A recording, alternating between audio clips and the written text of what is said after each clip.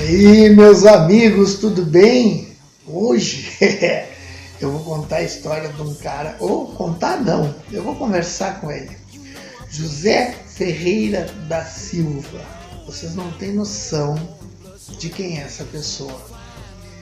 Este homem, ele fez uma viagem, uma volta ao mundo em 1968 e 1969, 68 e 69, em uma lambreta, né?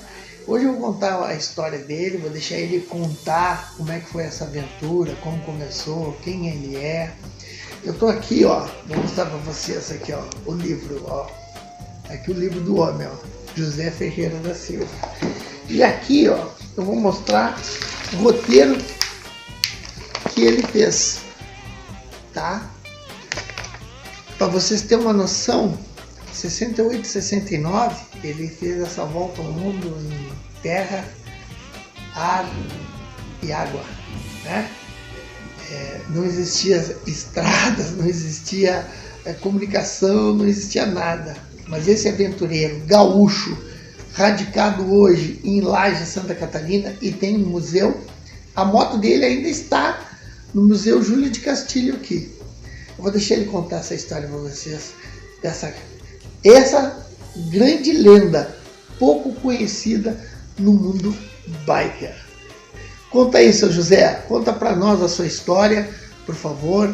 Eu me sinto muito honrado, né, em poder dividir com o pessoal aí do canal, com a história tupiniquim, a história do Brasil, de grandes homens que ajudaram a construir. Vou deixar o senhor contar aí. Um prazer e uma honra. Ok. Bom, eu não sei se eu dou boa noite, boa tarde, bom dia, mas eu estou aqui para conversar com os amigos que é lá do Rio Grande, né, perto de Pelotas, e que é uma honra muito grande, né, prestar uma entrevista e um pouquinho da minha história, pessoal lá, né, do Rio Grande, que é a terra onde eu nasci. Na verdade eu sou gaúcho. Agora eu sou gaúcho cataúcho, quer dizer, uma mistura de catarinense com gaúcho, porque já tenho o título de cidadão aqui de Lages. Mas o assunto não é exatamente sobre a minha situação aqui em Lages, sim sobre o que eu fiz na vida. Bom, em 68, eu não vou contar antes de 68 porque foi preparação para fazer a viagem. Essa preparação eu não tinha noção do que seria que eu ia passar. E não tinha ninguém para me dizer como seria, né, os países por onde eu iria passar. Primeiro, não tinha mapa. Tinha o mapa mundi, que está ali nas minhas costas, e que esse mapa mundi, né, não tinha os detalhes das estradas, né, dentro dos países. Não dizia nada, apenas o mapa mundi. Então eu tinha, logo que eu entrei no Uruguai, que foi o primeiro país que eu entrei, começou a dificuldade, a problemática para eu viajar, né, e chegar em determinado ponto daquele país. Então, na verdade, foi muita dificuldade, porque eu consegui alguns mapas, né. Depois, eu estava bastante tempo viajando, é que eu aprendi a pedir, né, os mapas. Porque até então, ficava chato eu pedir. Eu já tinha feito uma coisa muito feia, né, na primeira cidade do Uruguai, onde eu cheguei para pedir um prato de comida, porque eu não saí com dinheiro, eu saí com em torno de $5, $3, $5, uma coisa assim, ou seja, 10 cruzeiros eu saí na época. Então eu sei que a preparação minha foi exatamente para fazer a viagem do jeito que fosse possível. Não tive nenhuma preparação psicológica do que eu iria passar. Tive orientações de professores que tinham conhecimento mundial, mas também não eram os experts em conhecer o mundo. Eles me disseram o que eles sabiam, né? Então, eu fui indo de acordo conforme foi possível eu andar nos países. Então, como eu dizia, na primeira cidade do Uruguai, eu cheguei num restaurante e pedi para o proprietário se ele me dava um prato de comida. Podia ser o resto das outras pessoas. E ele então me saiu com uma paulada nas costas. Diz assim, então você quer fazer uma viagem em torno do mundo, quer conhecer o mundo às custas dos outros? Aí eu sei que eu respondi para ele, bom, se eu tivesse dinheiro para fazer uma viagem, para conhecer o mundo, eu não iria de lambreta, viria de outra forma. Mas como eu não tinha dinheiro, estou fazendo uma aventura porque eu quero conhecer o mundo. Bom, aí eu sei que ele disse, não, está bem, você vai. E eu então virei as costas, disse, bueno, muchas gracias, senhora, adiós. E virei as costas para sair do restaurante. Quando eu virei as costas, eu olhei assim, estava assim de curioso na porta. E esses curiosos começaram a gritar, dá-lhe que comer, miserável, dá-lhe que comer, dá-lhe que comer. Seu pão duro, sou isso, sou aquilo. Bom, muita de coisa, né? Aí o cara viu, o pessoal começaram a entrar, né? Do restaurante. Aí o proprietário me pegou pelo braço, botou numa mesa e foi um banquete. Bom, imagina como é que eu agindo ali para frente com referência ao alimento, né? O combustível, e até em hotel para dormir, coisa e tal. Quer dizer, usei uma técnica muito feia, mas que eu fui obrigado, porque era uma forma de eu me alimentar e não ter gasto. Depois de um tempo que eu comecei então a ter um apoio econômico da PepsiCo, da Pepsi-Cola, é que eu comecei então a não usar tanto dessa técnica. Mas sempre que era possível, eu dava um toquezinho para ver se ganhava um rango, né, ou algum combustível. Isso me ajudou até os Estados Unidos. Então eu ganhava, a Pepsi-Cola me dava cada apresentação na televisão, no rádio, no jornal, as entrevistas, eles me pagavam $100. Então uma entrevista no rádio eu ganhava $100, televisão 100, rádio 100, bom, então eu ganhava $100 cada um. Se eu me apresentasse 3, ganharia $300. E assim fui vivendo e economizando para usar o dinheiro que eu ganhava lá na frente. Eu não sabia o que ia acontecer comigo. Então, o resultado. Aí eu fui viajando, né, conheci as 3 Américas. O primeiro país foi o Uruguai, depois Argentina, Chile, Bolívia e fui indo, né, até o Alasca. Passei pelos Estados Unidos, pelo Canadá. E os Estados Unidos até que tinha uma dificuldade, porque os americanos não são muito simpáticos aos sulinas, né, os de origem, enfim, portuguesa ou espanhola, enfim. Então eu não sou muito ligado a essa gente não. Então eu chamava lá de outras coisas que eu não vou dizer aqui para não me comprometer. Então, mas os Estados Unidos foi sincero comigo, foi bacana. E me deram muito apoio lá, né, na Pepsi-Cola e pelas pessoas mesmo nos Estados Unidos. Que eu entrei por Laredo, né, e fiz então lá, aqui a Miami Beach, Long Beach, né, ali a Flórida. Depois fui até a Califórnia, depois voltei ao leste, até Nova York, a capital também, né, e Washington. E depois voltei novamente lá para o norte, em direção ao oeste dos Estados Unidos. Eu queria ir para o Alasca, passar no Canadá e para o Alasca. Então, nesse zigue-zague, né, nos Estados Unidos, eu vi muita beleza nos Estados Unidos. Tá? Mas o que mais me impressionou foi uma visita que um militar dos bombeiros, um capitão dos bombeiros, lá na Califórnia, me convidou para conhecer a penitenciária de San Quentin. Bom, eu não tinha nenhum interesse porque mas ele me convidou, vamos até lá, tu vai ver uma coisa que tu vai enfim, ficar feliz da vida, dizer para mim, né? Aí fui até lá então, em San Diego, na verdade. Então, o resultado, chegamos lá, a penitenciária, né, parece um cemitério. Então lá tem o corredor da morte, e tu vai nesse corredor, tem as prisão ali, os cubículos pequenos, onde ficam os condenados à morte.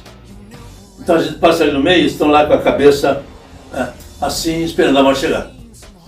Muito triste, né? Eu vi aquilo, aí uns faziam assim, e outro gemia, outro falava, eu não quero morrer, eu não quero morrer. E o resultado foi até lá na cama de condenação, lá da morte, na cama de gás, enfim. E o resultado, Aquilo me impressionou muito, né? A pena de morte nos Estados Unidos. E depois, claro, outros acontecimentos também. Aconteceu lá em San Diego, na Califórnia também, que lá tinha os El Angeles, quer dizer, os anjos. Tinha aqueles caras de moto que andavam por lá tudo, né? E eu fui então convidado por eles para conhecer onde eles paravam, a casa onde eles paravam, né? O centro. Meu amigo, sinceramente, dá pavorar a gente, aqueles pessoal lá usando drogas, né? E as mulheres lá, aquela coisa incrível, né? Eles me ofereciam assim, não, not good. E o resultado, insistiu para eu usar esse não. Mas as mulheradas vinham lá para cima da gente, né, claro. E eu não sou um ser humano, um homem também, né, e não podia deixar de dar atenção às mulheres. E claro que dali eu saí apavorado, porque ali era um antro, na verdade, de perdição. E o fim, na verdade, que eles iam ter era muito severo, muito triste. Porque estava acabado, né? Bom, a ponto depois que eu vou chegar lá na Suécia, né, vou cortar um pedacinho, né, eu vou cortar na Suécia, onde eu tive uma clínica, lá perto da capital, e automaticamente, né, fui levado para uma senhora lá que é dona de uma televisão, né, de Estocolmo, mais ou menos, a cidade maior lá da Suécia. E resultado, aí eu fui lá ver esse local, e lá estavam então os drogados, né? Estavam lá em estado terminal. Tinha então uma sala grande, acho que tinha uns 500 metros de área mais ou menos. E estavam lá então os condenados, na verdade, os estupefacientes, que não tem mais volta. Eles estavam lá então nos cantos, um fedor dentro daquilo lá, rapaz, incrível, mas estava tudo encostado na parede, outros deitados no chão. E aquela gemessão da anima, e falavam, não sabia o que era. Então, ali aquilo me impressionou muito também. São dois itens que estou cortando com antecedência. Mas então, nos Estados Unidos, eu fui muito bem tratado, não posso me queixar. E de lá, então, eu passei para o Canadá. O Canadá é um país fora de série. Aí do Canadá eu passei, então, para o Alasca. Lá, o que mais me impressionou no Polo Norte foi a aurora boreal. Bom, eu não sabia o que era aquilo, nunca ouvi falar, nunca tinha ouvido falar. Aí eu estou chegando lá numa cidade, Capitão Bert, uma coisa assim, não me lembro o nome da cidade lá, e o resultado estava chegando, era de noite, altas horas da noite. E quando estava, acho que estava uns 5 quilômetros para chegar na cidade, eu via no céu aquelas luzes assim, né? Eu pensei que tinha morrido, tia. Eu vi aquilo no céu assim, aquilo começou a me impressionar, eu comecei a me sentir mal. Eu disse, mas não é possível, eu morri, não é possível. Mas eu não sabia o que era. Mas como não continuei a viagem, cheguei na cidade lá, aí ele me disse lá, um pessoal, o que era aquilo. Entende? Aquele efeito da aurora boreal, coisa e tal. E também, quando entrei no Canadá, né, quase morri pelos coiotes, né, na verdade, aqueles bichos, né, coiote, lobos.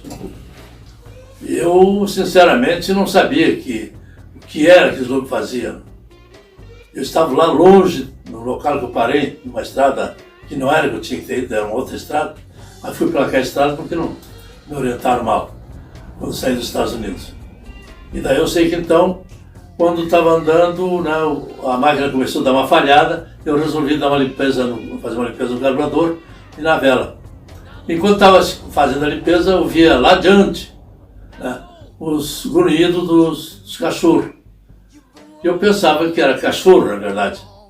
Entende? E aí estava assim, fazendo um gesto assim, né?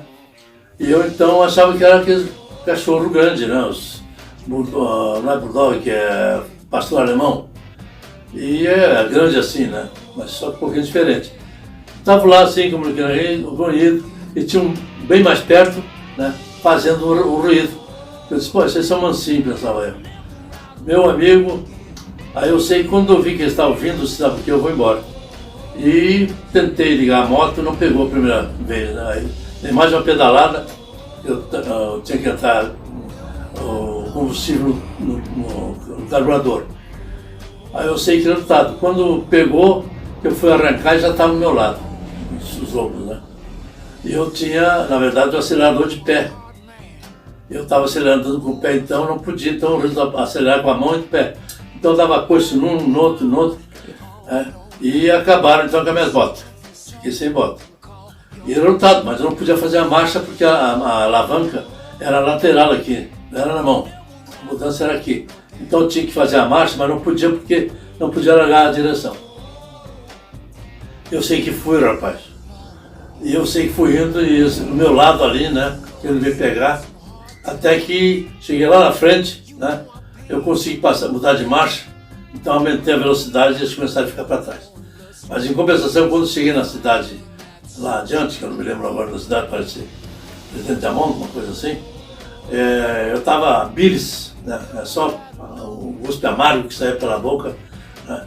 Aí eu cheguei lá numa farmácia e eles me deram lá um remédio para eu tomar, porque eu estava esbudegado. Então são acontecimentos. Bom, também outra coisa no Canadá que me chama muita atenção. Lá eu fui convidado para ver uma disputa de lobos. Aí eu sei que fui lá então para ver, porque me convidou, né, o pessoal, fui lá ver.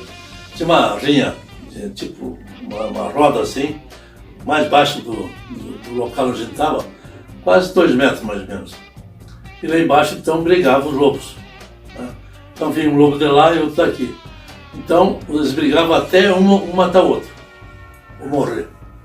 Então eu estava olhando aquilo lá, rapaz do céu, como é que pode uma coisa dessa? E os lobos brigavam mesmo, né? Porque eles deixavam eles com fome, uns 3 dias passando fome, para depois brigarem. Bom, daí eu sei que lá havia muita coisa no Canadá, né? Aí eu cheguei então em Montreal, passei todo o estado, todo o país, né? Estava lá no oeste, vim até o leste, que é a costa, né, do Atlântico, e eu sei que vim então rodando o tempo todo para chegar a Montreal, de Montreal que ia pegar um avião para ir para a Europa, né? Só que lá em Montreal conheci então uma moça, né, que disse que ia conseguir o avião para mim, mas não conseguiu. Mas em compensação fui visitar lá a cidade subterrânea de Montreal, que é muito bonito, né? Tudo embaixo da cidade. E como eu não consegui, na verdade, avião para ir, né, porque não cederam, não deram, aí eu fui para os Estados Unidos, vim para Nova York então. De Nova York então, a Pepsi Cola, o Diego Cisneiro, me conseguiu a viagem então dos Estados Unidos até a Europa.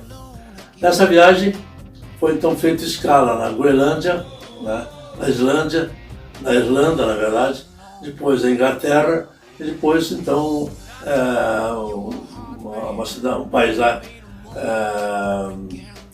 agora não sai, Luxemburgo. Luxemburgo, sim. Bom, aí de lá então comecei a rodar pela Europa. Então, na verdade, né, os países que eu passei até chegar na Europa, né, que foi, na verdade, tinha a Groenlândia, que é um estado, né, da Dinamarca.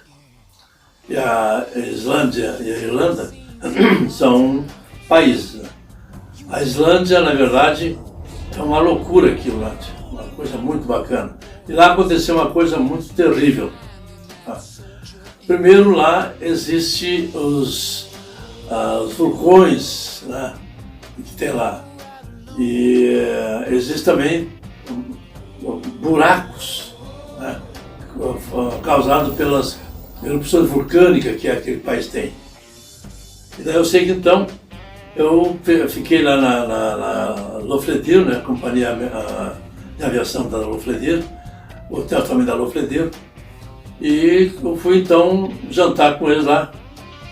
E eu estranhei o seguinte: nós aqui pegamos um prato, tem um feijão, arroz, sabe o que for, mas é salgadinho. Lá é adocicado. Aquilo eu comi então, porque meio doce, parecida, mas comi, estava com fome. Aí depois tinha uma mesa lá com sobremesa, que a sobremesa então era salobra. Não era gostosa. Bom, mas aí eu fui conhecer então depois o país. e fui então num lago que abastece a capital, a Reykjavik. Então, esse lago é água quente, ela tinha 70 graus de caloria. E eles têm tudo encanamento que vai até a capital, até a cidade, ou as cidades, na verdade. E também conheci também um local lá onde tinha um laguinho, um riachozinho, assim, que eles botam moedas ali, né? E fazem os pedidos. E lá de trás, os imperadores lá, do pessoal que morava lá, aqueles bandidos que eram, não me lembro o nome deles lá. E resultado, eu cheguei lá para ver o que era aquele negócio ali, cara. E a gente via assim no fundo, que era bem clarinho, só coberta de moedas. Então, moeda eu não sabia de onde que vinha, né? Mas aí eu sei que resultado, com a história de chegar naquela capital, naquele país, onde era frio para burro, né? Cheguei na cidade e fui dar uma volta pelo hotel. E no lado dela assim, tinha, na verdade, uma piscina. E tu sabe que o pessoal estava tomando banho naquela piscina. Eu pensei que era água quente. Né? Pelo sim, pelo não, eu botar a mão, água fria. Tipo.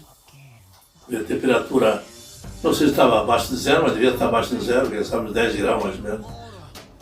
Bom, em suma, a Islândia é um país fora de série, muito bacana, o pessoal muito educado.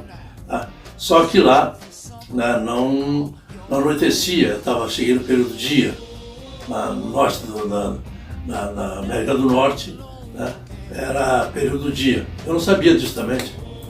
Andei lá no norte dos Estados Unidos, no Alasca, no Canadá, né, durante o dia, eu sentia soneira, aí eu parava no local lá, dormia, sei lá, parecia que tinha passado uma noite, mas não, era dia. E aquilo então me preocupou muito, porque eu não sabia disso ainda. Mas aí quando cheguei na Islândia, mesmo problema também aconteceu. E lá, né, na verdade, é um país onde tinha muitas guerras com aqueles... Eu não me lembro o nome daqueles pessoal que viviam lá, né, aqueles bandidões que tinham aquelas barbas, aquela coisa comprida lá. Eu não sei o nome deles agora. Mas é um país fora de série. Depois, já a Irlanda estava de guerra sul contra o norte, as duas regiões. A religião católica quanto os evangélicos. E estava muito perigoso. Então não me deixaram eu andar muito lá pro país, não. Aí eu sei que eu saí e fui depois em direção a Luxemburgo, né, para poder, na verdade, fazer a Europa. Mas foi muito difícil, né, a minha passagem das Américas para a Europa. Porque tinha a diferença do sistema de vida, né, das formas da gente conviver, se alimentar. Né. Falar não tinha tanto problema, porque eu saí do Brasil falando inglês, francês, alemão, italiano e espanhol. Então eu não tive tantos problemas. Mas quando chegou, então, depois de conhecer toda a Europa, né, vamos botar toda a Europa e não falar todos os países, né? Então, quase toda a Europa eu conheci os países, e muito bonito, a Alemanha, a Holanda, só que eu não tive a oeste da Holanda, tive só no leste, no fronteiro com a Alemanha. E a Europa toda é muito bacana, né? Só que, claro, né, o pessoal lá não é que nem os americanos, que nem os brasileiros, que confiavam assim e tal, né? Eu chegava assim, eles ficavam, né, meio que meio. Mas eu tinha uma vantagem, porque nas estradas todas tinha as choupanas, né, as casinhas, onde as pessoas, os raidistas, dormiam. E eu também dormi algumas vezes, né? Mas foi na Inglaterra. Então, estava chegando à noite, não tinha noção de onde estava, né? Aí consegui lá uma choupana e fui dormir. Aí ajeitei lá, botei a lambreta para dentro e tal, e me deitei. Tinha um banco lá, dei uma limpadinha no banco e me deitei. Meu amigo, de manhã, né, eu senti uma coisa que se mexia perto de mim e eu não sabia o que era, no escuro, né? Aí eu sei que eu desconfiei que era um bicho. E era uma cobra. Uma cobra de uns 2 metros e poucos de comprimento, pelo menos. Foi terrível. Bom, a cobra foi um trauma para mim nessa viagem. Também na Alemanha, ao norte da Alemanha, em Haida, antes de chegar na Haida, eu cheguei num local lá que os alemães me fizeram uma festa.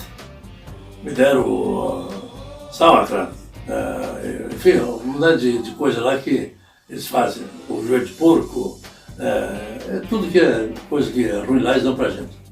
Mas era muito gostoso. Aí eu sei que é o resultado. Quando saí de viagem, né, aquele joelho de porco que me deram uma cerveja adocicada, não, vinha adocicada, não era cerveja. E aí eu sei que é o resultado. Segui viagem em direção a Hamburgo. Hamburgo. Aí eu sei que é o resultado. Quando estava na estrada assim, meu amigo, eu comecei a sentir uma reviravolta no estômago, em tudo. E daí eu fui indo, né? Disse, bom, eu vou ter que, de repente, encontrar um posto de gasolina, um local aí para poder usar o banheiro. Mas não deu tempo para isso, meu amigo. Foi aquele sabe aquela reviravolta assim, e não teve quem segurasse. E aí escorreu perna abaixo, dentro das botas. Meu amigo, foi um Deus me acuda. Né? E o resultado foi assim até lá adiante, até encontrar um riachozinho, que eu parei então, passei pela ponte, entrei por baixo do riacho e fui me lavar. Então tomei meu banho lá, limpei, coisa parecida, né? E aproveitei tomar um banho, tomei água gelada que eu vou te contar.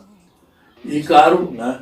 Então me cuidei para não pegar um problema de temperatura baixa lá, que antes, não me lembro como é que se diz isso,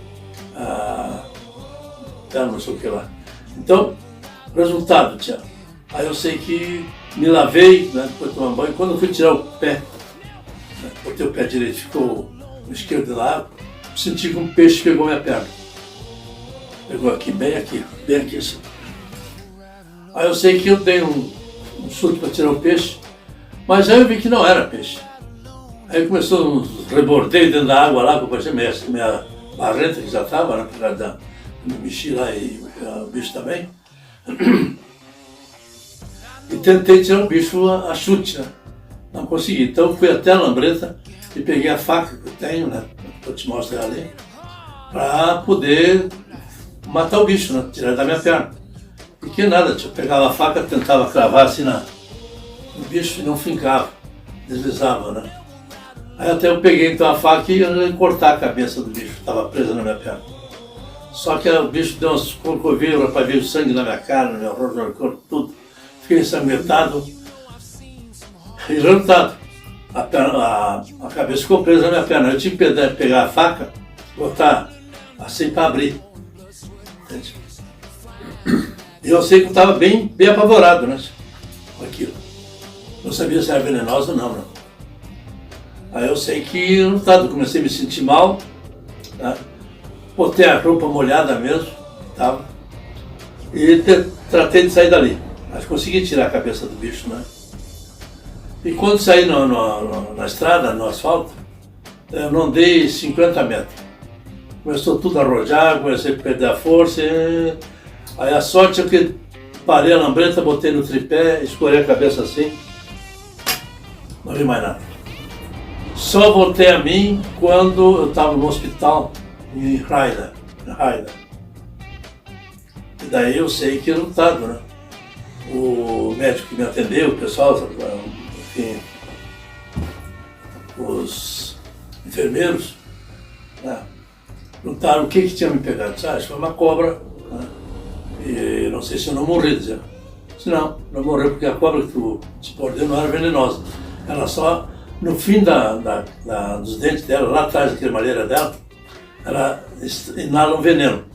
Que é um veneno que não mata, mas neutraliza a vítima. E resultado, estava em estado de, como é que eu dizer, quando fica muito frio? Hipotermia. Hipotermia. Estava já em estado de hipotermia. Tu fica lá meia hora, tu não tinha vivido. Agora, assim, quem é que me levou? Não sei quem me levou lá onde eu estava até o hospital na próxima cidade, que é em Errado. Então, a gratidão que eu tenho dessas pessoas, enfim, não sei, da polícia, não sei quem foi, que é muito grande. Porque eu não morri porque me levaram. Aí cheguei no hospital, uma coisa muito chata, né? Me deram banho quente lá, né, para me recuperar, o frio, não sei como é que foi aquilo. E aí fiquei lá uma noite, né, como é que se diz? Soro. E resultado. No outro dia, então, eu disse, pois aí, como é que fica a minha situação? Não tem dinheiro para pagar. Senão, assim a gente tem que pagar. Não vai pagar, não. Não tem despesa nenhuma. Pode pegar lá, tá a lambreta lá fora, tá tudo arrumadinho, tudo limpinho. Na verdade, a lambreta estava tudo arrumadinho, a roupa estava sequinha. Tudo incrível que eles fizeram comigo. Na Alemanha. E daí é o seguinte, né, de lá para cá, né, houve outros acontecimentos, né? Se eu vou te contar, né, os acontecimentos da viagem toda, vai ficar aqui até amanhã de madrugada ou até o dia inteiro amanhã. Então, o que eu digo só para ti é o seguinte, que eu passei nessa viagem, cada acontecimento, e às vezes eu começo a pensar como é que eu estou aqui, vivo. Quando cheguei lá no Iraque, eu vim do norte da África, né? Eu cheguei no Iraque e estava costeando o rio Tigres, o Eufrates, bom, um dos dois. Eu sei que de repente comecei a me sentir mal e parei lá embaixo de uma árvore, lá que tinha raro encontrar árvore naquele país, né? Mas tinha uma árvorezinha lá, parei lá debaixo, botei a mão na cabeça assim e o braço em cima do guidão e pedi. Eu não queria mais viver.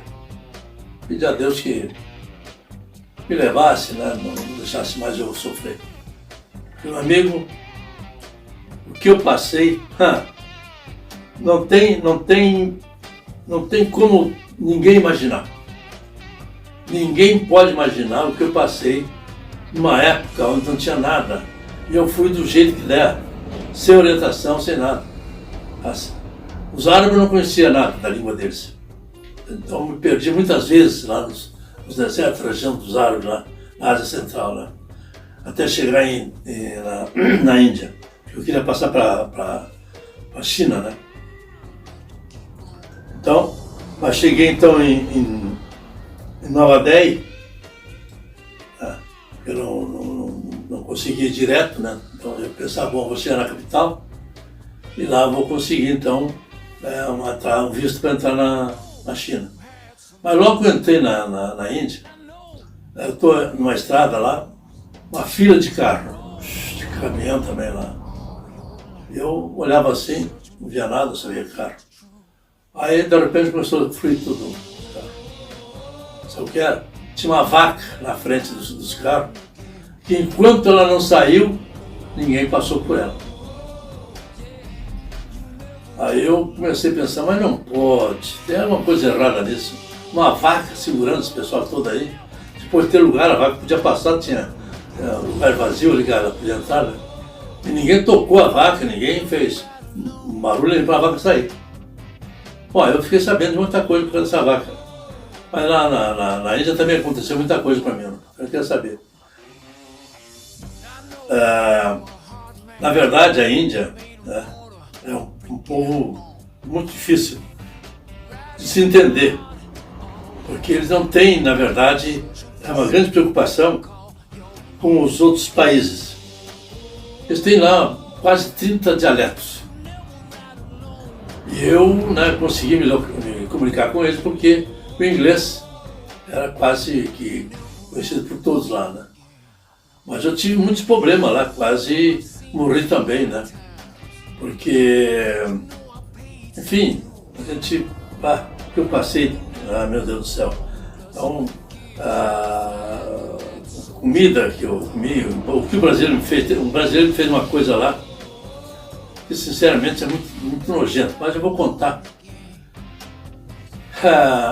Eu cheguei em Delhi e precisei ir no banheiro.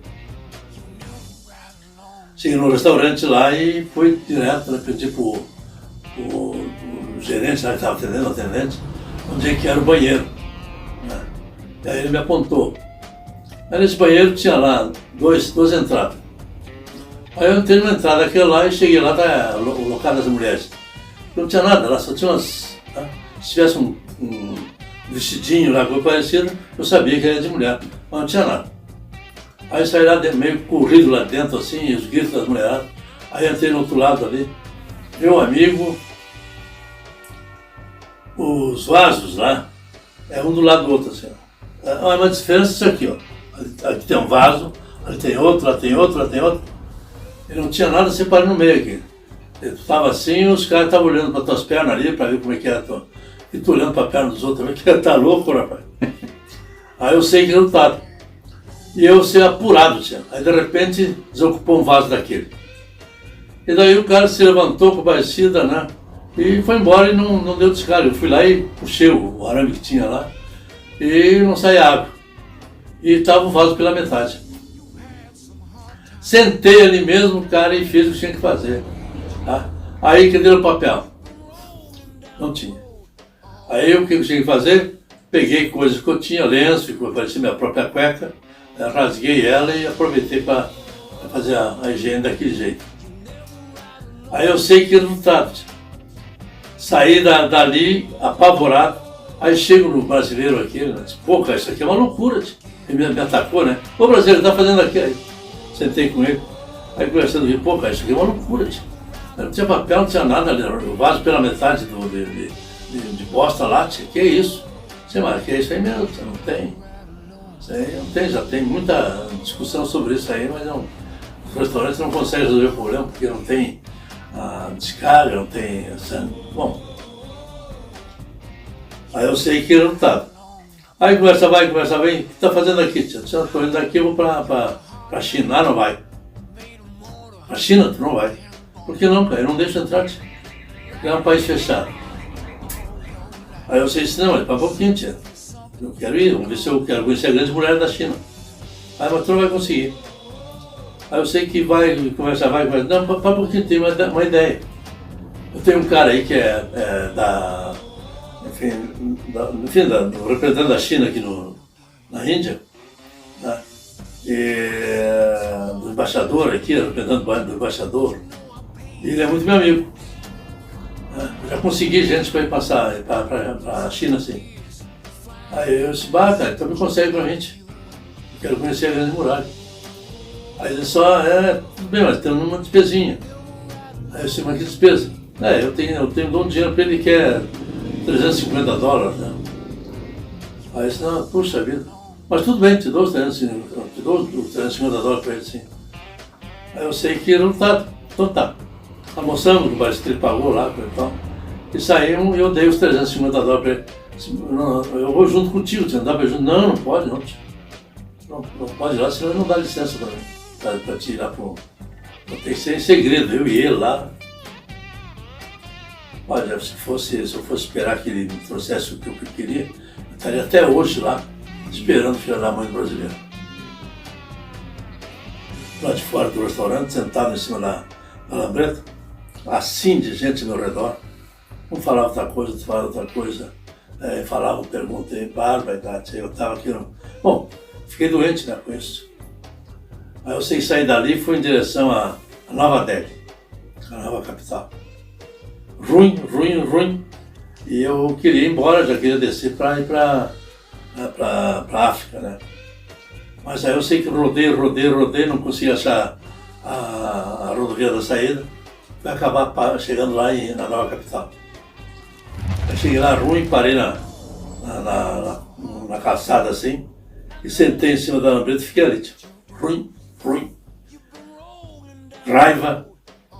Aí eu sei, de repente, chega um senhor lá meio, um gorro na cabeça, de branco, falando inglês comigo, perguntou o que eu tinha. Não sei, eu tô meio ruim, tô meio, sei o que é. Aí ele foi lá, depois me deu lá um chá, eu tomei, melhorei um pouco, mas continuava ruim. Aí fui em diante lá para conhecer um templo, né?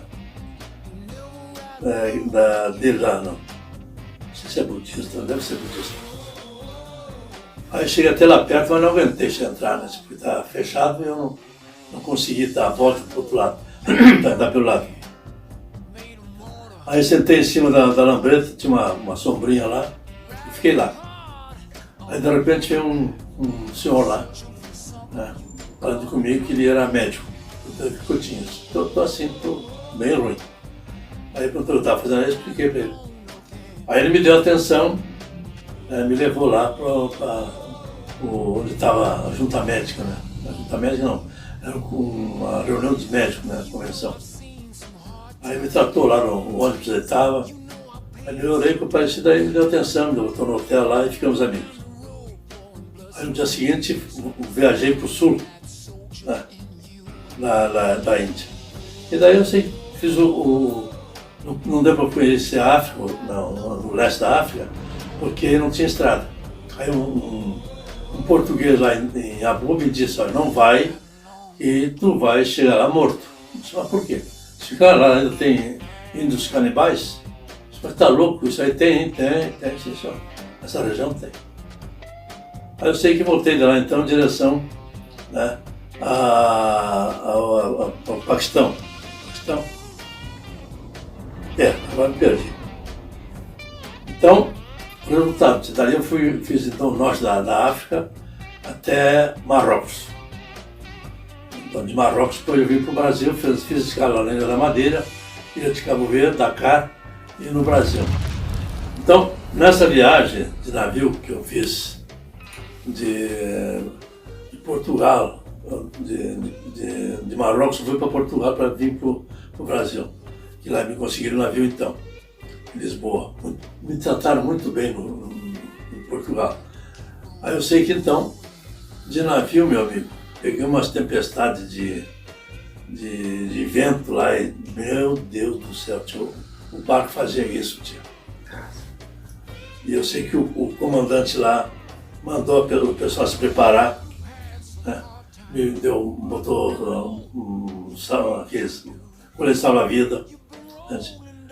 Bom, me preparou para eu enfrentar juntamente com os marinheiros que tinha. Mas graças a Deus não afundou o navio. Estava com medo de afundar, porque assim, para chegar de enviar água aqui, ó. Assim. Eu estava na cabine com ele, né? E atrás o navio fazia assim, para, pai do céu. Eu não quero saber o que eu passei naquela viagem. Mas enfim, chegamos no Brasil. Quando eu cheguei no Brasil, cara... Quantos dias de viagem de barco, de navio?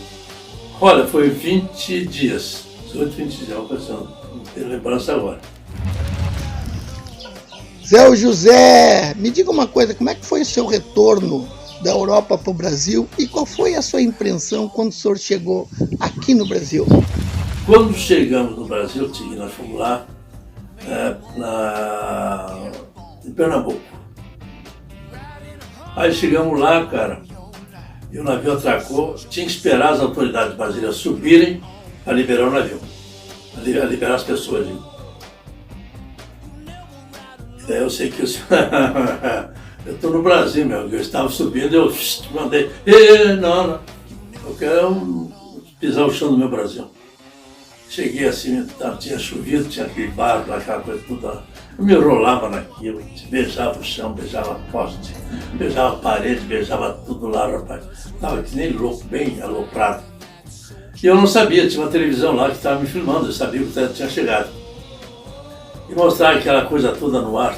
Meu Deus do céu, no dia seguinte, foi Deus me acuda lá no cais, né, de pessoa lá, de repórter que anda me ver, que anda falar comigo. E eu escondido dentro do navio, né? Com vergonha, né? Do que eu fiz. E daí eu sei que partimos, viemos fazendo escala e chegamos no Rio de Janeiro. Então, o Rio de Janeiro que eu desci, né? Porque se eu fazer ainda mais uma escala para chegar lá no Rio Grande e Porto Alegre. Mas eu vou esperar, mas negativo. Então, desci no Rio de Janeiro e vim rodando até Porto Alegre, até Sapucaia, onde morava minha mãe. E uma coisa triste, cara, mas muito triste. Eu passei então em São Paulo, no local lá, na cidade, não me lembro agora o nome da cidade, e cheguei num hotel e pedi se ele me dava uma posada, né? O cara disse, não, tia, o único lugar que nós podemos te dar é lá embaixo, o gerente. Aí botou no porão lá no local, tinha traça, tinha filho, rato, tinha tudo lá, cara. Que isso?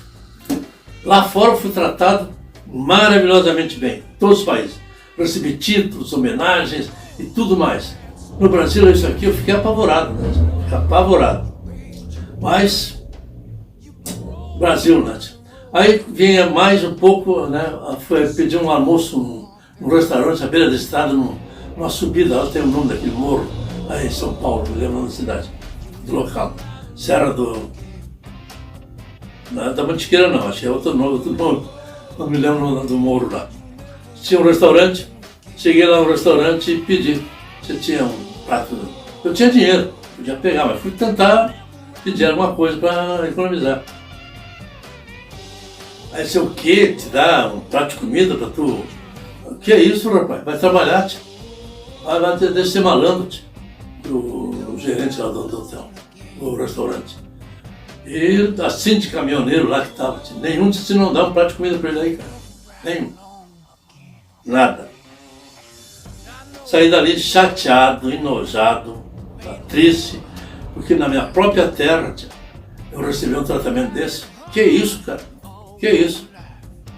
Fiquei decepcionado, né, a ponto de não dar mais atenção, né, e querer homenagem para mim. Não quis mais saber de nada, não queria saber de troféu, não queria saber de dar entrevista, né, não queria saber de tirar fotografia. Deixei de lado, né, o interesse de divulgar o que eu fiz. Né. E resultado. Voltei a trabalhar, cheguei em Porto Alegre, né? Voltei a trabalhar, pagar meu pão de cada dia, e não me preocupei mais com dar entrevista nem nada. Quer dizer, isso é uma coisa muito feia, muito triste que me fizeram. No entanto, eu sei de casos de jogadores de futebol, de artistas que ganharam fábulas, né? Para se apresentar, para fazer uma coisinha qualquer lá fora, volta ao Brasil. Eu viajei o mundo inteiro, elevando o nome do Brasil, divulgando o Brasil, dando bom exemplo. Jamais eu cheguei bêbado em qualquer lugar por onde eu passei. Jamais eu usei nada de drogas, nada. Ninguém me viu usar nada, porque eu não usava nada. Eu fui religiosamente honesto dentro dessa viagem, com respeito ao Brasil, com respeito, claro, à minha pessoa, e, claro, não podia, de espécie alguma, envergonhar o Brasil. Então, claro que eu tive muita decepção quando cheguei de volta ao Brasil, né, que eu não recebi, né, nenhum respeito. Pô, um hotel lá, cara, podia ter me dado lugar para dormir. Lá eu não me lembro o nome da cidade lá. Tabaté, não é Tabaté?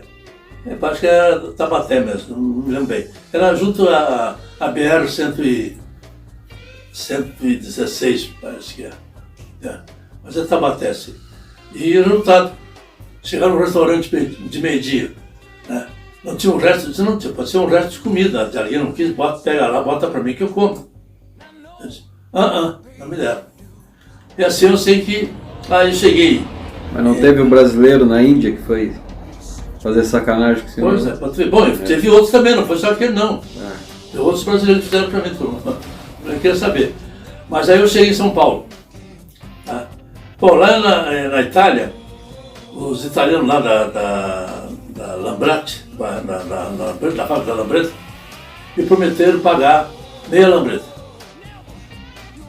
Mas para um pouquinho, quando eu cheguei lá, né? Vocês não vão me ajudar em nada não aí, a Lambreta nova, coisa e tal. Por que nós não temos a Lambreta nova? Claro, estou divulgando a Lambreta no mundo inteiro aí, tia. Por que não vão me dar uma Lambreta agora? Custa você me dar. Se não quiser dar uma Lambreta, me dá o dinheiro da Lambreta. Não. Mas, puxa vida, cara. Aí eu me jogo, cara. Se tu tá viajando com que veículo? Como é que tu diz na cidade onde tu tá? Que veículo tu tá viajando? Tô de Lambreta. Então, cara, tu é obrigado a falar em Lambreta. Aí não me deram. Aí eu disse, mas nós vamos fazer o seguinte, diz o dono lá. Nós vamos te dar meia Lambreta. Tu vai lá na Páscoa, no Brasil, eles vão te dar meia Lambreta. E eles dão a outra meia Lambreta. Tá bom. botaram eu numa pensão lá, pensão Orides, uma coisa assim. Eu vou te contar. Itália, mão de vaca. Mas depois eu fui bem tratado lá no interior, lá, quando cheguei, era uma cidade, lá fui bem tratado. Mas, em São Paulo, tio, cheguei lá na fábrica, me apresentei com ele e tal. Ah, nós sabemos da tua aventura, disse o cara lá. Mas, pois é, eu estou aqui porque eu tenho direito a ganhar meia lambreta conforme a Páscoa. Como é que é? A Páscoa diz que eles vão me deram meia lambreta, deram para vocês, você tem que dar outra meia lambreta. Não sei de nada disso não. Mas como? Mas lá prometeram que vocês iam dar para mim meia lambreta e eles iam dar meia lambreta. Não. Aí eu sei que o resultado. O que nós podemos te dar é te dar uma revisão na lambreta. Trocar tudo que está ruim aí, deixar novinha. Isso que você não pode fazer, mas mais nada. Na verdade. Dei a lambreta lá para dentro, levar lá para dentro. E eu disse, pois aí, onde é que eu vou dormir? Você tem um local, um hotel que você me bota? Não te preocupa não. Tem um lugar para ti aqui. Vai me levar lá onde os funcionários têm os alojamentos, de botar os macacão, a coisa toda. Tinha um banco lá. Ah, mas pode dormir aqui, ó.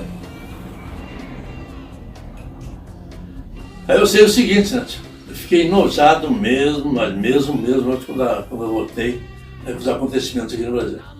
Entende? E, claro, não podia culpar todo mundo, porque teve gente que também me atendeu bem, né? Mas os acontecimentos, né, no retorno, né, em seguida não foi reconhecido. Agora, depois, né, começou a haver o reconhecimento. Né? A mídia começou a me procurar, né, e insistiu para dar entrevista, palestra nas faculdades, nos colégios, nos clubes, né? Então viajei muito. Só que a história, eles pagavam o combustível e o hotel, mas a despesa na viagem tinha o almoço, né?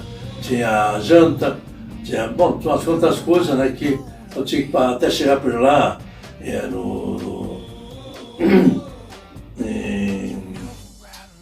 sei lá, no Ceará.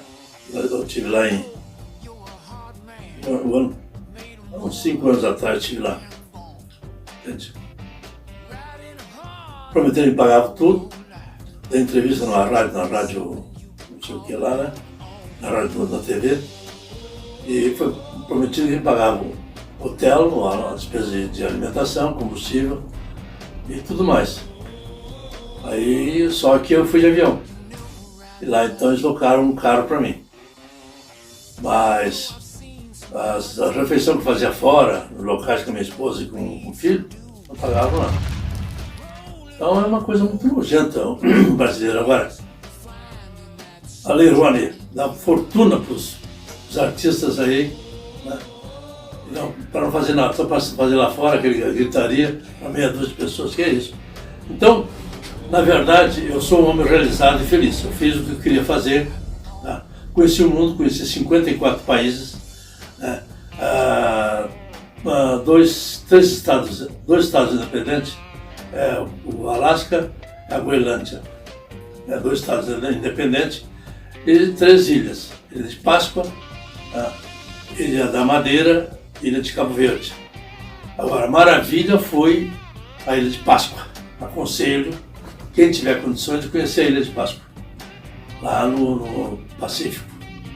É uma loucura o que a gente vê lá, uma loucura. Estátua de 10 metros mais de altura, né? Bem colocada no chão, enterrada no chão. Como é que fizeram aquilo, tio? E fazer, enfim, o acabamento daquilo, fazer o trabalho de esculpir tudo aquilo, tio, de pedra, né? Sem escada, sem nada. Como é que fazia uma escada? Naquela época não tinha. Então, eu fiz uma declaração lá em Hamburgo, na Alemanha, uma entrevista que eu dei lá, sobre o que eu vi nas Américas. Tá? Então, aqui nas Américas, o quê? Eu vi na Cordilheira dos Andes muita coisa. Tá? Vi no deserto do Atacama muita coisa. Que não era de seres humanos fazer, não tinha condições na época. 2000 anos atrás, fazer uma pedra retangular certinha, com os vínculos certinhos, botar 3, 4 metros de altura, de que jeito? Tu vai ali no Machu Picchu, eles chamam Machu Picchu, tu vai lá em Machu Picchu, tu vai ver aquelas obras que tem lá, como é que eles botaram aqui, tia? Lá naquelas alturas, lá à beira do precipício. Então, depois, além daquela, tinha outros também. Tem lá outras vilas lá dos Incas, né?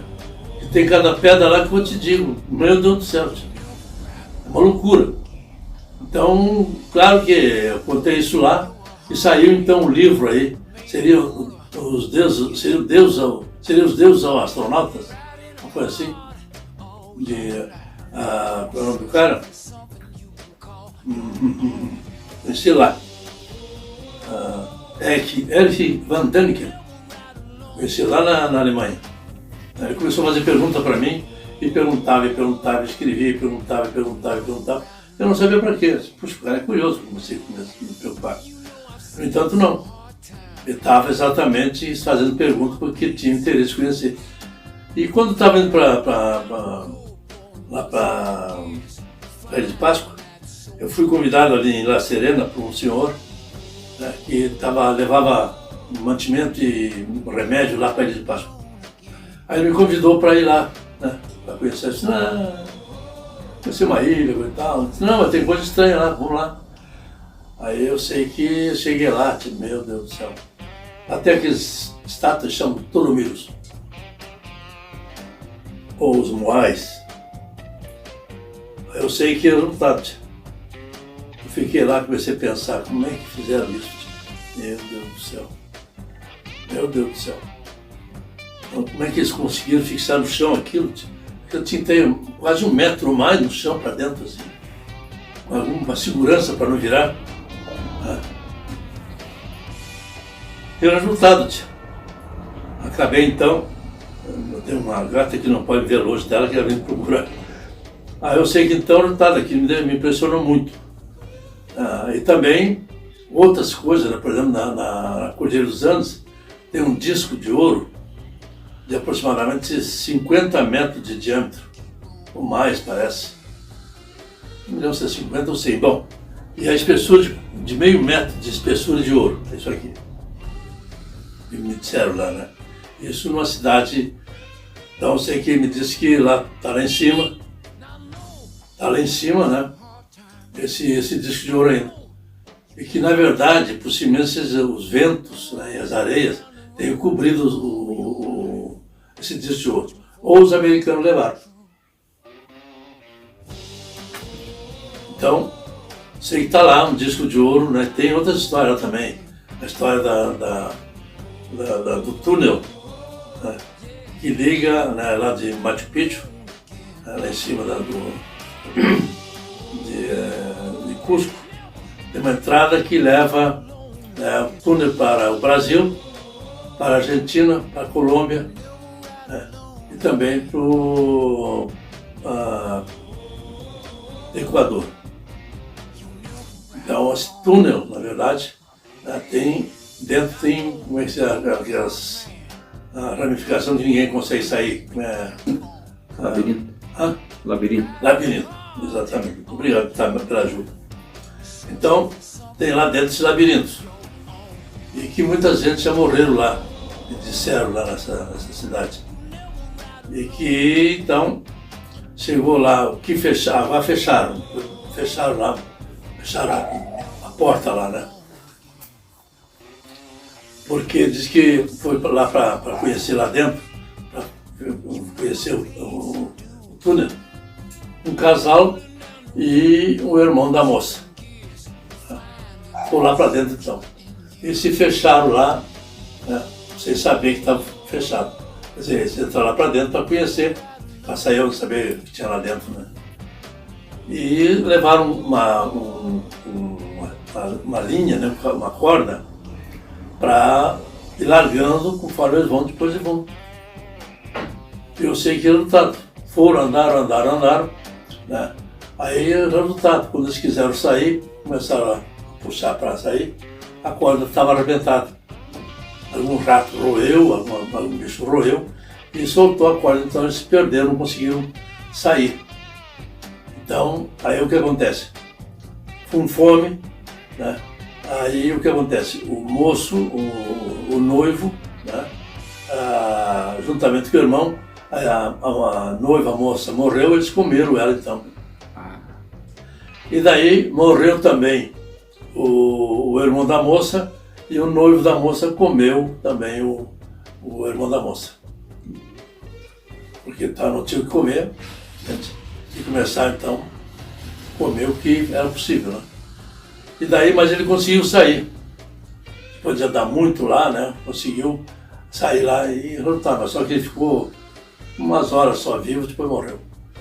Mas ele deu tempo de contar, né, para as autoridades o que aconteceu lá dentro.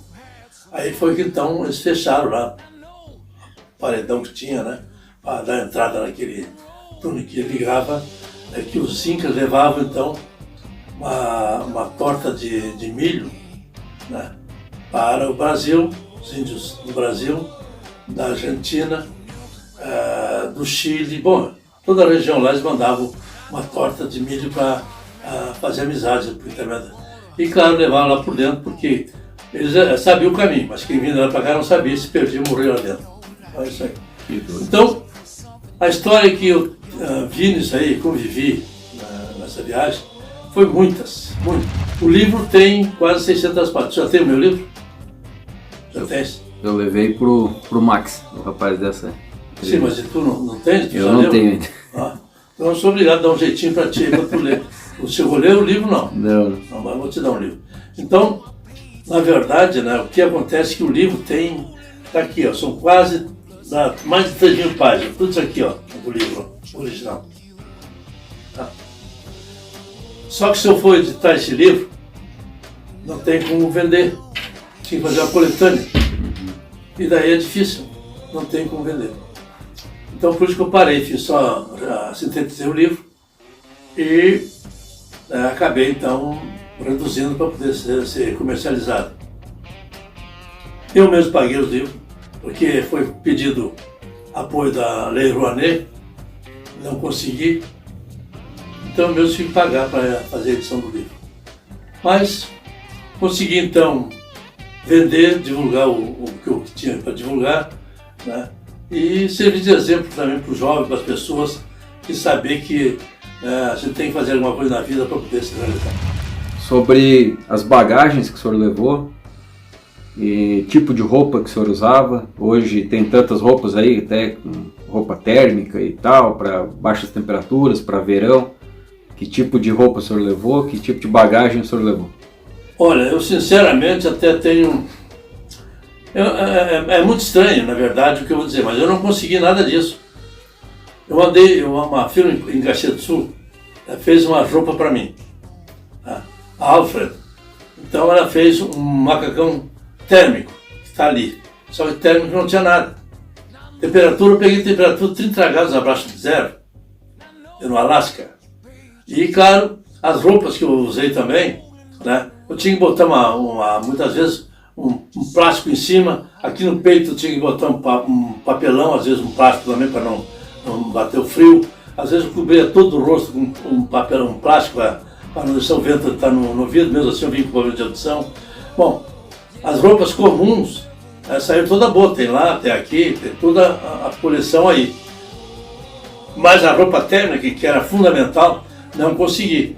Eu passei muito frio no Alasca, no Canadá, na Islândia, na Irlanda, lá na própria Alemanha, passei frio. Bom, em muitos países eu passei, na Suécia, Noruega e por aí fora. Bom, passei muito frio mesmo.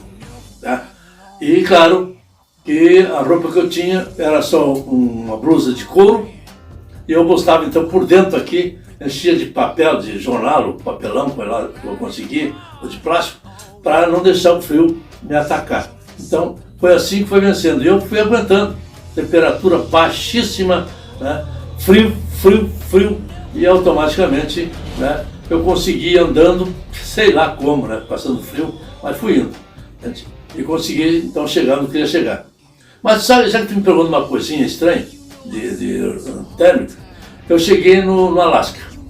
Estive em Montreal, Anchorage, né, uma cidade lá dentro do Alasca, e conheci um americano, um catequizador americano. E esse catequizador americano me convidou para conhecer uma aldeia no norte do Alasca. Aí eu sei que mas lá é frio, cara. Não, mas vamos no meu carro, que é um carro, tem aquecedor dentro, tu não vai sentir nada.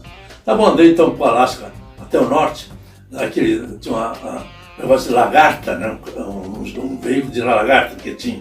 Entramos lá pelo gelo, né? E urso polar, né? E iglus, né? E nós fomos passando até chegar nessa aldeia. Chegamos nessa aldeia, fomos rodeados pelos não é indígena, mas são os esquimós lá, né? Então, e o resultado, eles começaram a perguntar, né, para esse catequizador, que é o Rock, né, quem eu era. Porque eu estava com uma roupa diferente, e tal, né? Aí ele começou a dizer quem eu era. E foi pergunta. Aí de repente chegou o chefe da aldeia. Chegou lá e o Rock me apresentou, foi serviço de intérprete, e o chefe queria saber quem eu era. E ele disse também. E o resultado, fui convidado pelo chefe então de ficar hóspede dele. E automaticamente então, tudo bem, fiquei feliz, porque o Rock ia trabalhar, não posso dizer dias, porque lá era só dia, né, um período, né? E eu sei que tá bom. Então eu sei que fui para a casa do chefe lá, né, da aldeia, e conversa vai, conversa vem, né? A gente teve que descer uma rampa, né? Uma escada, até chegar dentro da casa. E a casa ficava, as laterais, fechado pelos gelos, entende? Só ficava a copa aberta e nos lados tudo era gelo. Aproximadamente 2 metros de gelo ao redor da casa. E o resultado, tinha uns quadros na parede, assim, uma tábua, que era ali a geladeira deles, onde eles guardavam as reservas de alimento. E aquilo tudo me chamou a atenção. Mas, houve uma coisa aí que eu sinceramente não te aconselho ir lá. Porque é o seguinte, quando o Rock me disse que só tinha uma coisa que eu tinha que aceitar, é que todo convite de um esquimó a um ser humano, a um homem, ele oferece a mulher para dormir com ele, para servir de companhia para ele. Até aí, tudo bem, se fosse uma pessoa assim, né? Mas meu amigo tinha rugas esperando vaga para entrar na cara dela.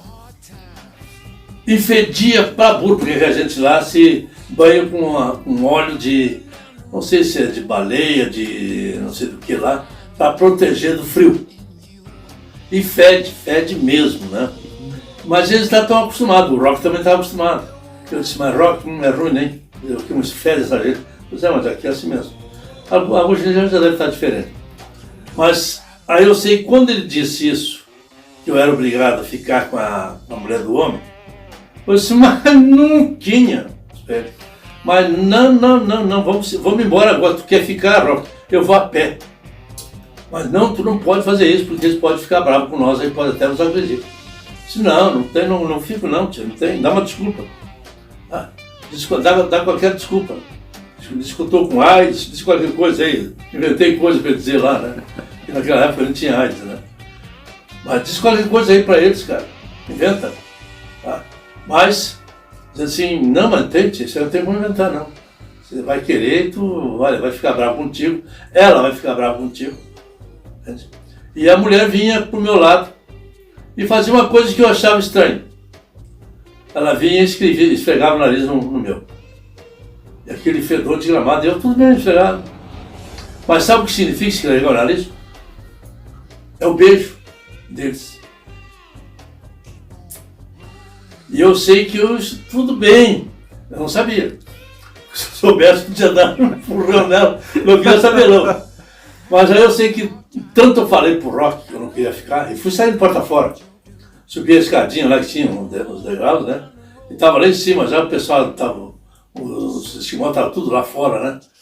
à espera do rock para dar uma catequização lá que ele fazia. Aí, meu amigo,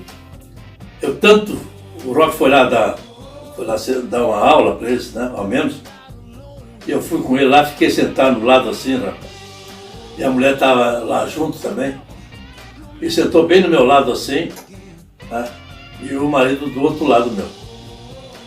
Aí esse barbaridade.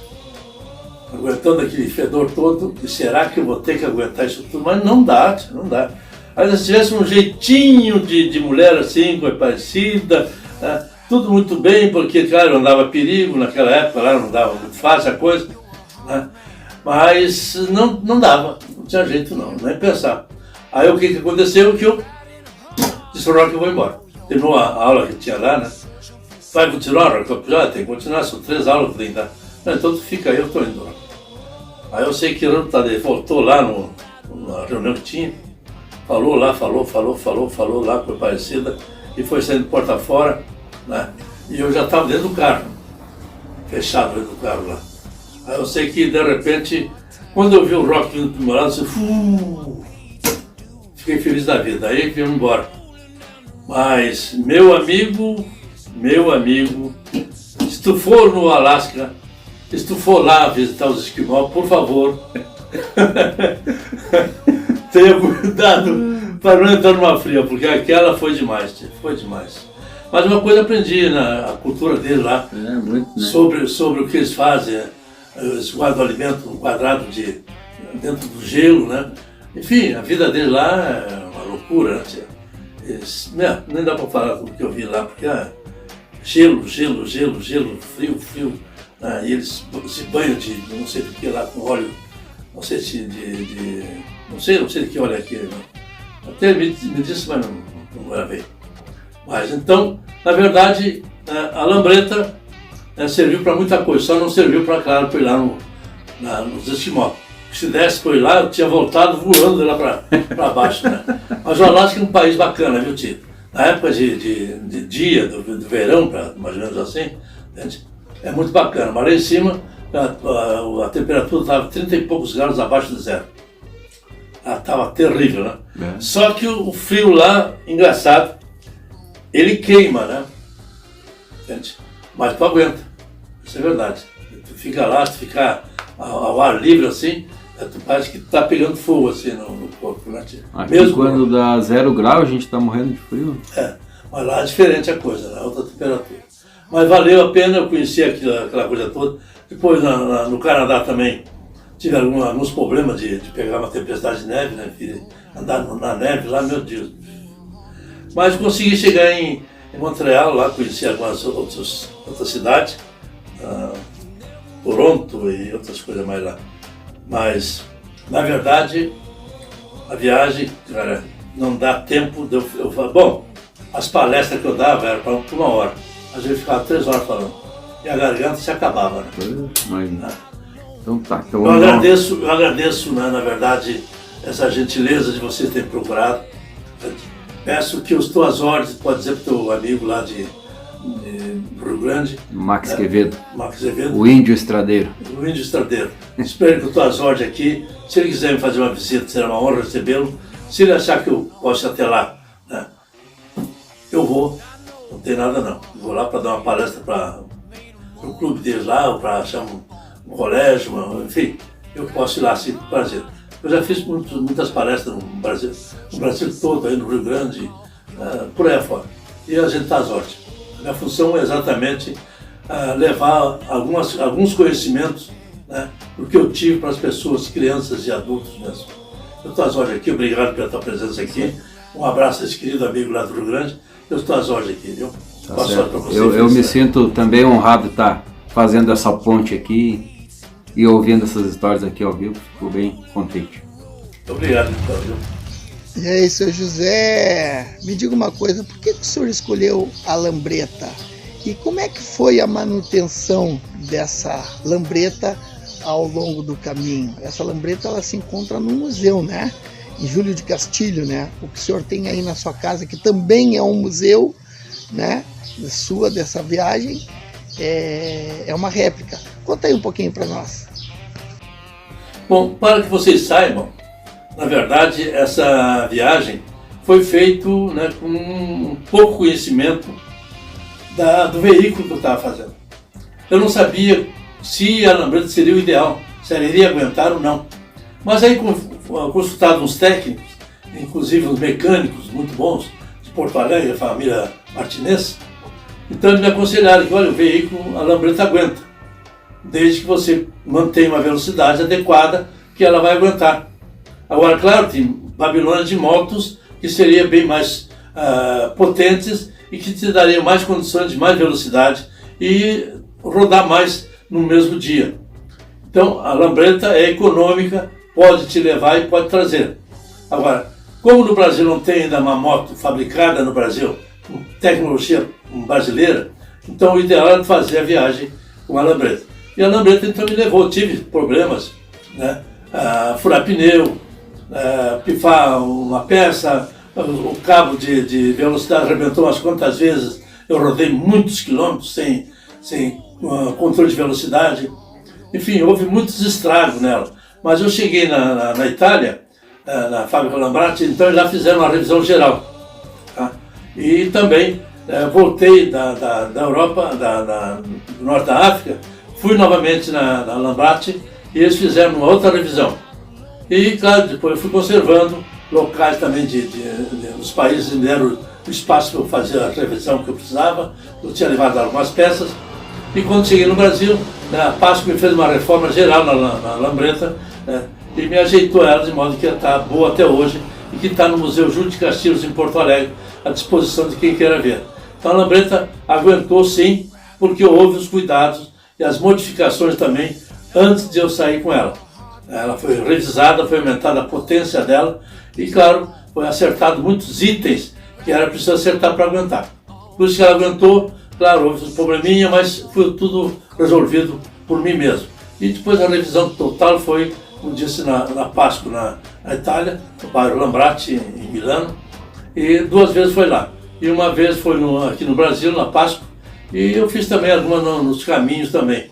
E houve um caso também muito sério que aconteceu na Espanha, onde, né, eu tive um problema seríssimo, rebentou um aro traseiro, eu quase morri. Mas uma oficina lá em Navalmoral me soldou e resolveu o problema, que até hoje está a roda soldada. Fora isso, foi tudo tranquilo, a lambreta aguentou. E, cara, um veículo que me levou e trouxe, graças a Deus. Essa que o senhor tem aqui é uma réplica? Essa aqui é uma réplica.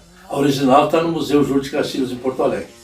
É que, na verdade, o seguinte, fui obrigado a fazer, porque o pessoal queria conhecer e muitos não tinham condição de ir a Porto Alegre, né? Então essa aqui ajuda a pessoa a ter noção do que era a minha lambreta. Seu José, o senhor é um prazer estar aqui escutando as suas histórias, né, e podendo mostrar essa grande aventura que o senhor fez em 1968, numa época que não se tinha nada, há 53 anos atrás para 54, sem condições nenhuma, realizando sonho. O senhor fez um livro, o senhor editou um livro. Fale um pouco sobre esse livro e falo para quem quiser adquirir esse livro, entrar em contato aí com o seu José aí em Lages, que ele vale a pena. O livro conta muita coisa, inclusive que o senhor José não falou aí. Fale um pouco sobre o seu livro. Bom, na verdade é o seguinte, né, Jefferson, que eu fiz esse livro com algumas intenções extras, ou seja, fazer com que os nossos jovens, os homens, mulheres, os pais, né, incentivem os seus filhos a ter conhecimentos gerais da vida. E viajar, fazer uma aventura dessa, é um aprendizado, desde que façam com decência, com honradez, com honestidade, com humildade. Não para usar droga, não para cair na gandaia aí e fazer coisa errada. E sim, para fazer alguma coisa útil para ele, que viajar é aprendizado. Agora, é claro que o livro que eu fiz também vai educar muito os jovens, as crianças, os adultos também. Vai saber o que significa fazer uma realização na vida. Porque o que eu fiz foi sacrificado demais. Eu sofri demais na vida. E o homem lá em cima não me quis, o cara lá embaixo não sei, não me quis também. Mas eu estou aqui. Tá? E claro, estou feliz porque agora, depois de muito tempo, é que eu recebi uma homenagem cidadão lagiano. Não sei se é por causa disso ou por causa do meu tempo que eu já estou aqui em Laje. Só sei que os vereadores me deram, na verdade, esse título. E claro, talvez outros quisessem me fazer uma homenagem. Mas faltou, quem sabe, a oportunidade de ter contato comigo, ou de haver interesse econômico. Alguma jogada assim sempre existe. Mas esse livro, com certeza, vai mobilizar muitos dos jovens que lerem, porque é uma história onde mostra a dificuldade de um homem que naquela época não tinha nada, não tinha recurso nenhum, fez uma viagem para se realizar. E hoje temos toda uma tecnologia que pode fazer daqui os Estados Unidos, daqui o Chile, né, lá para baixo, enfim, Punta Arenas, no sul do Chile. Enfim, pode-se fazer viagem, é um aprendizado, vai saber. Ajuda muito, educa o homem, uma viagem. E claro, eu fiz esse livro também para contar minha história para a posteridade, para meus filhos, meus familiares, enfim, meus descendentes. E aí, meus amigos, então, tá aí o seu José, tá? Um aventureiro, um rider, que fez sua viagem em 1968. Por isso que às vezes eu fico pensando como é que as pessoas com GPS, com toda uma infraestrutura, com roupa, querem se considerar lenda, né? Ou querem se considerar alguma coisa. Um homem que viajou em 1968 sem informação nenhuma, sem dinheiro, que inveja dessa coragem, né? Passou por diversos pedaços. Inclusive teve coisas que ele nem contou aqui na nossa entrevista, porque as experiências teve lugares que ele foi preso, tiraram a moto dele, tiraram as coisas dele, né? Porque ele estava tirando fotografia em lugares, né? Viveu culturas diferentes, maneiras diferentes, né? Foi sacaneado por brasileiros em vez de ter ajuda ao longo da sua viagem, mas teve a sua experiência, né? A experiência de vida, uma experiência única, né? O seu José está em Lages, né? Já foi homenageado lá, e hoje a gente tem esse prazer de contar essa história, né? Pedir ajuda aí para o Emerson, tá? Agradeço, meu irmão, por ter me ajudado aí, porque eu não estou conseguindo ir a Lages, eu queria ter feito isso aí pessoalmente, mas eu precisava mostrar essa história, essa grande história.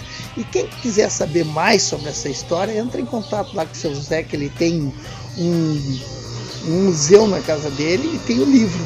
Adquira esse livro para conhecer essa grande história que vale a pena. Muito obrigado, Emerson. Muito obrigado, seu José, por essa grande lição de vida. The Riders.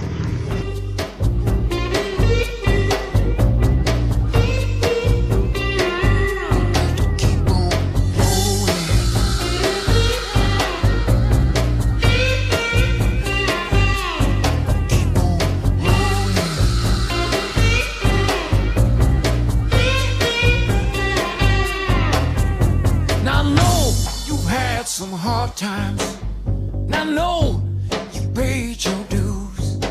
You've been rolling down the road all your life, just searching for a heart that's true. Oh,